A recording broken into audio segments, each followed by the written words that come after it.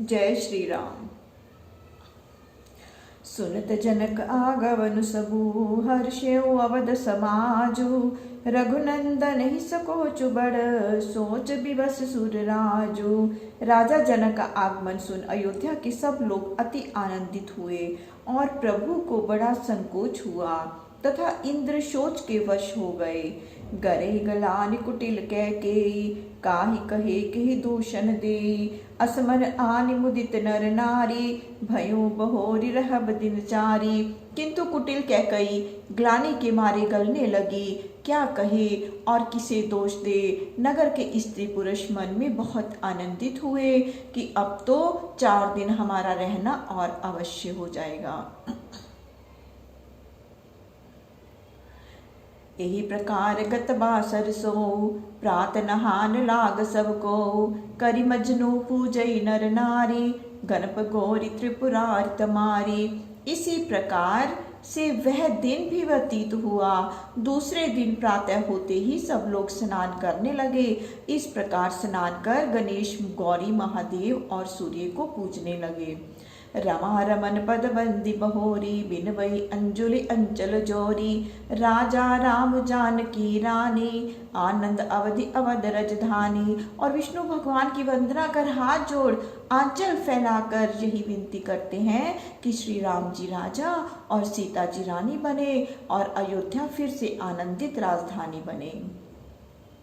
सुब सब सऊ फिर सहित समाजा, भरतहि राम करौ जुग राजा।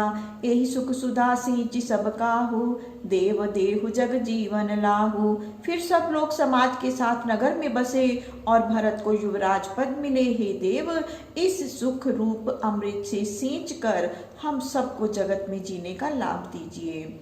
गुर समाज भाई सहित राम राजपुर हो, अक्षत राम राजा अवध मरई मांगु सबको। गुरु समाज और भाइयों के साथ श्री राम जी अयोध्यापुरी के राजा हो और राजा राम के अवध में विराजमान रहते हम सबका मरण हो, यही प्रार्थना करते हैं।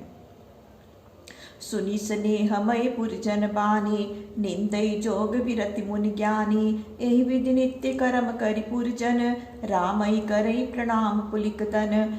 पूर्ववासियों की ऐसी स्नेहमयी वाणी सुनकर ज्ञानी मुनि लोग योग और वैराग्य की निंदा करने लगे।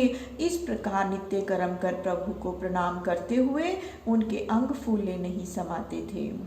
ऊंच नीच मध्यम नर नारी, लही दर्शु निज निज अनुहारी। सावधान सब ही सन्मानई, सकल सराहत कृपा निधानई। ऊंच नीच और मध्यम दर्जे की पुरुष स्त्री अपनी अपनी रुचि के अनुसार श्री राम जी का दर्शन पाते हैं। सावधानी से प्रभु उनका सम्मान करते हैं। सब लोग हर्षित हो प्रभु की प्रशंसा करते हैं। लरकाई ते रघुवर बानी, पालत नीति प्रीति पहचानी। सील सकोच सिंधु रघुराऊ, सुमुख सुलोचन सरल सुभाऊ। प्रभु बाल्यकाल से ही प्रीति को पहचान कर अपनी वाणी से नीति का पालन करते हैं। श्री रामचंद्र जी शील और संकोच के सागर हैं। इनका मुख नैन सुंदर तथा स्वभाव सरल है। कहते राम गुण गण अनुरागे, सब निज भाग सराहन लागे। हम सम पुण्य पुंज जग थोरे, जिन्हें राम जानत करि मोरे।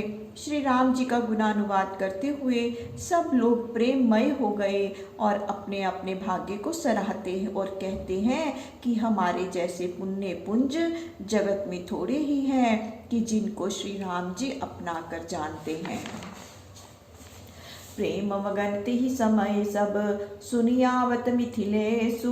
सहित सभा संभ्रम उठियो, रविकुल कमल दिनेशु।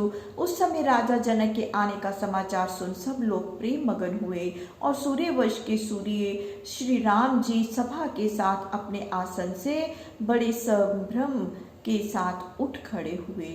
भाई सचिव गुरपुर जन साथा, आगे गवनु कीन रघुनाथा।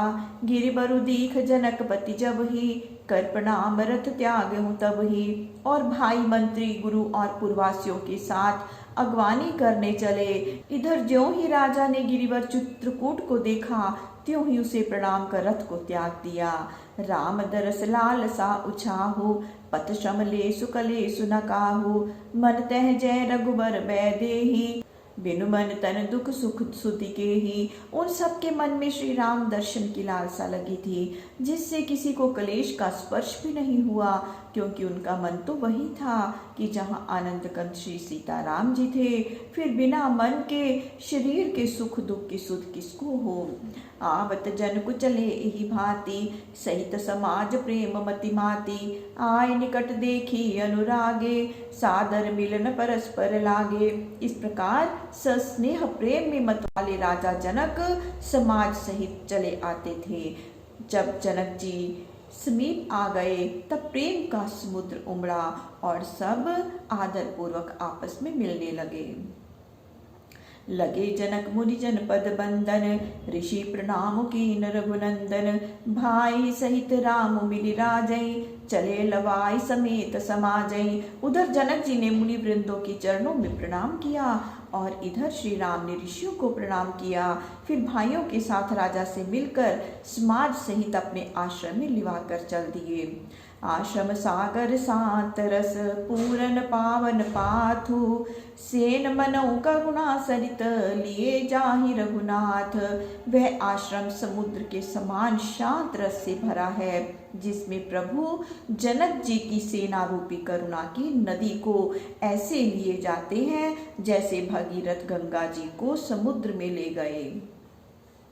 बोरति ज्ञान विराग करारे, बचकस शोक मिलत नद नारे, सोच उसास समीर तरंगा, धीरज तट तरुबर कर भंगा। जो ज्ञान और वैराग्य रूपी किनारे को बहाती चली जाती है, जिसमें शोक सहित वचन ही मानो नदी और नाले रूप में आ मिले हैं, और शोक ही वायु है जो धैर्य रूपी किनारे के उत्तम वृक्षों को ढा दे रही है। विषम विषाद तोरावती धारा, भय भ्रम भंवर अपवरत पारा, केवट बुद्ध विद्या बड़ी नावा, सकहि न खेक एक नहीं आवा। जो विकट विषाद है वही मानो वह वेग वाली धारा है जो इतराती हुई चली जाती है। इसमें भय और भ्रम रूपी भंवरे हैं और वशिष्ठ आदि केवट हैं, और उनकी बुद्धि बड़ी नौका है, पर वे क्या करेंगे, उन्हें खेना नहीं आता है।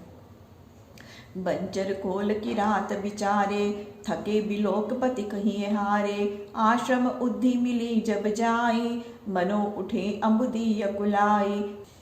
तब बिचारे बंचर कोल और किरात तथा पथिक लोग हृदय में हार मानकर थकित रह गए हैं। ऐसी करुणा जल भरी नदी आश्रम रूपी समुद्र में जाकर मिलती है, तब मानो समुद्र क्षोभित हो जाता है।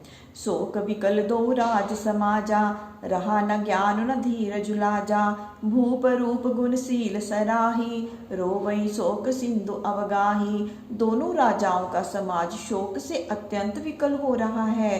किसी को धीरज लज्जा और ज्ञान की शुद्धि नहीं है। राजा दशरथ के गुणशील और स्वरूप की सराहना कर सब रो रहे हैं और शोक समुद्र में डूब रहे हैं। अवगाहि शोक समुद्र, सोचहि नारी नर व्याकुल महा, है दोष सकल सरोष, बोलहि बाम विधि कीनो का। सुर सिद्ध तापस जोगी जन मुनि, देखि दशा विदेह की, तुलसी न समरथ को, जो तरि सकै सरित स्नेह की। शोक समुद्र में डुबकी लगाते हुए सब नर नारी सोच करते हुए अत्यंत विह्वल हैं और सब विधाता को दोष देकर क्रोध सहित कहते हैं कि उसने ये क्या किया। तुलसीदास जी कहते हैं कि जितने देवता सिद्ध तपस्वी योगी और मुनिजन हैं, वे सब विदेह को विह्वल देखकर ऐसे शिथिल हो गए हैं कि उनमें से कोई भी यह सामर्थ्य नहीं रखता कि जो उस स्नेह रूपी नदी को पार करे। जह तह लो गए मुनि बरे, किए अमित उपदेश, कहियो वशिष्ठ विदेह सन, धीरज धरई नरेश। यद्यपि मुनि लोगों ने जहाँ तहाँ बहुत उपदेश दिया, परंतु कुछ भी प्रभाव नहीं पड़ा। तब राजा जनक से वशिष्ठ जी ने कहा कि आप धैर्य धारण करें। जासु ज्ञान रवि भवन सिनासा, वचन किरण मुनि कमल विकासा। तेह के मोह ममता नियराई, जैसी ये राम स्नेह बढ़ाई। जिनका ज्ञान रूपी सूर्य संसार में आवागमन रूपी रात्रि का नाश कर देता है, और जिनके वचनों से मुनि रूपी कमल सदा खिले रहते हैं, क्या उसके समीप मोह और ममता व्याप सकती है? यह तो श्री सीताराम जी के स्नेह की बड़ाई है। विषय साधक सिद्ध सयाने, त्रिविध जीव जग वेद बखाने। राम स्नेह सरिस बन जासु, साधु सभा बड़ आदर तासु। जो विषयी साधक और सिद्ध ये 3 प्रकार के जीव वेद में वर्णित हैं, उनमें भी साधु समाज में उसी का आदर है जिसके मन में प्रीति पूर्वक प्रभु का स्नेह है। सोहन राम प्रेम बिनु ज्ञानो, कर्णधार बिनु जिमि जल जानो। मुनि बहुविधि विदेहु समुझाए, राम घाट सब लोग नहाए। प्रभु के प्रेम बिना ज्ञान वैसे ही शोभा नहीं देता, जैसे केवट के बिना नाव शोभा नहीं देती। मुनि ने राजा जनक को अनेक प्रकार से समझाया, तब वे सब राम घाट पर स्नान किए। सकल शोक संकुल नर नारी, सोबासुर बीत बनु बारी। पशु खग मृग न कीन आहारो, प्रिय परिजन कर कौन विचारो। सब स्त्री पुरुष शोक से व्याकुल थे। उस दिन किसी ने जल नहीं पिया। पशु पक्षी और चौपायों ने भी कुछ आहार नहीं किया। फिर प्रिय बंधु और परिजनों की तो बात ही क्या है। 2 समाज निमिराजु, रघुराज नहाने प्रात। बैठे सब बट बिट पतर, मन मलिन कृसगात। दोनों ओर का समाज जनक व श्री रामचंद्र जी साथ ही प्रातःकाल जाकर स्नान करके एक वट के पेड़ के नीचे जा बैठे। उस समय सबके मन मलिन और तन क्षीण हो रहे थे। जे मैसूर दशरथपुर वासी, जे मिथिलापति नगर निवासी। हंस बंस गुर जनक पुरोधा, जिन जगमग पर मारुत शोधा। वहाँ जो अयोध्या के और जो मिथिलापुरी के ब्राह्मण थे, वे सब सूर्य वंश के गुरु वशिष्ठ की और जनक के पुरोहित शतानंद की, जिन्होंने जगत में परमार्थ का मार्ग शोध लिया था। लगे कहन उपदेश अनेका, सहित धर्म नय बिरत विवेका। कौशिक कही कही कथा पुरानी, समझाई सब सभा सुबानी। वे सब धर्म न्याय वैराग्य और विवेक के साथ अनेक प्रकार के उपदेश करने लगे। विश्वामित्र जी ने पुरानी अनेक कथाएं कहकर सभा को अपनी मधुर वाणी से समझाया। तब रघुनाथ कोस कहीं कहियो, नाथ काली जल बिनु सब रहियो। मुनि कह उचित कहत रघुराई, गयो बीत दिन पहर अढ़ाई। तब श्री रामचंद्र जी ने विश्वामित्र से कहा कि हे नाथ, कल सब लोग जल भी नहीं पिए थे। विश्वामित्र ने कहा, हे राम जी, तुम उचित ही कह रहे हो। 2.5 पहर दिन आज भी बीत गया। ऋषि रुख लखी कहते रहुते राजू, यहाँ उचित नहीं असन अनाजू। कहा भूप भल सबई सुहाना, पायर जाय सुचले नहाना।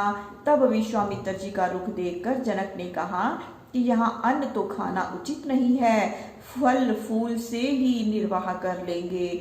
सब लोगों ने कहा कि राजा यह बहुत ही अच्छी बात कहते हैं, और आज्ञा पाकर सब स्नान करने चले गए। ते अवसर फल फूल दल, मूल अनेक प्रकार। लई आए बनचर विपुल, भरी भरी कांवरी भार। उसी समय वन में निवास करने वाले वनवासी जन बहंगियों में अनेक प्रकार के बहुत से फल फूल तथा मूल ले आए। जय श्री राम। प्रभु श्री राम सबका मंगल करे, सबका कल्याण करे, सबको सुख और सबको स्वास्थ्य प्रदान करे। जय श्री राम।